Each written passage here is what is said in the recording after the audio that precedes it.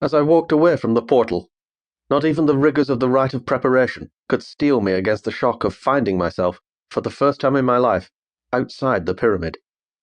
My feet had never trod bare earth before, save in the safety of the underground fields. My eyes had never gazed, unhindered by embrasure glass, upon the bleak horizons. I began trembling uncontrollably, and broke into an icy sweat.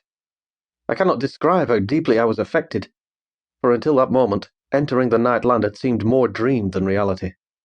I suddenly longed to return to my place beside the Master Monstruocan within the Tower of Observation.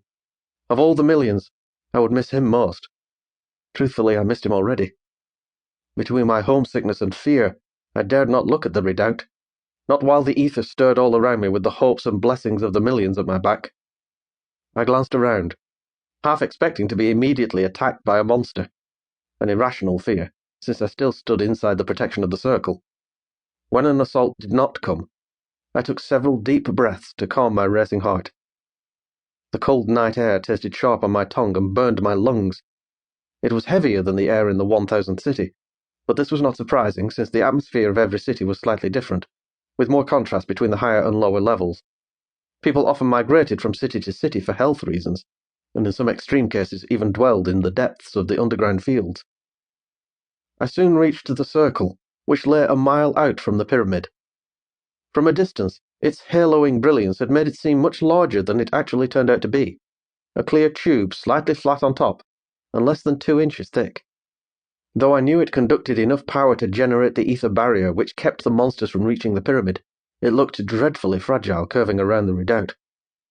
How often as children had my comrades and I watched from the embrasures, each hoping to be the first to spy some creature peering from behind the circle, competing with one another to see who could spot the most gruesome beast of all. Such brutes often came there, only to slink back into the night, driven away by the radiance and the barrier's invisible vibrations. What a strange game we played, shuddering behind our jests, quaking inwardly beneath our laughter, secretly grateful for the protection of the metal walls. As I remembered the beasts peering from behind the circle, their heads thrusting out of the darkness, I instinctively stepped back, where I remained for several moments, calming myself, recovering my courage. Then I turned toward the pyramid to bid a final farewell.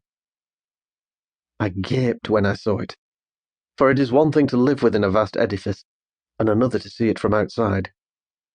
I understood at last why it had attracted the attention of so many monsters, for it spread before me, a mountain stretching measureless into the night. In school, I had learned that each of the 4 sides contained 300,000 embrasures, but looking upon those windows for the first time, I realized the scope of the architect's design. The lowest tier started a half-mile up, with multiple tiers running row upon row above those. The light shining through them made them visible for many miles, distinguishable at first as individual windows, then blurring together with distance, merging in the upper reaches as a constant glimmering fire, a shining peak dwindling into the heights of the black heavens. I soon recognized the shadowy shapes clustered around the embrasures as the countless inhabitants.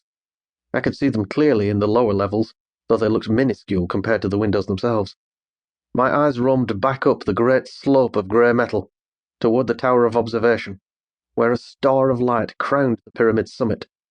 I could picture Cartesius already returned to his place, bending the great spyglass upon me. I raised my discus to him in farewell. A dim murmur filled the night. Seeing the people in the lower embrasures moving back and forth, I realized they thought I had meant my salute for them. As they shouted and waved, their combined voices resonated through the walls of the sanctuary. I felt small and unworthy standing there. As foolish as it may sound, after so much being made of my leaving, I suddenly pictured how ridiculous I would look if some creature killed me at the moment I left the circle, and I vowed to at least be out of sight before I died. Realizing that the longer I stayed, the more I increased my danger, I raised my discourse again, this time reversed, which was more respectful, and turned my face up toward the Tower of Observation, so my friend and mentor would know I thought of him in those last moments. Perhaps the invisible millions in the upper cities thought my gesture intended for them, for a faint, far murmur, as of a distant wind, flowed down from the heights.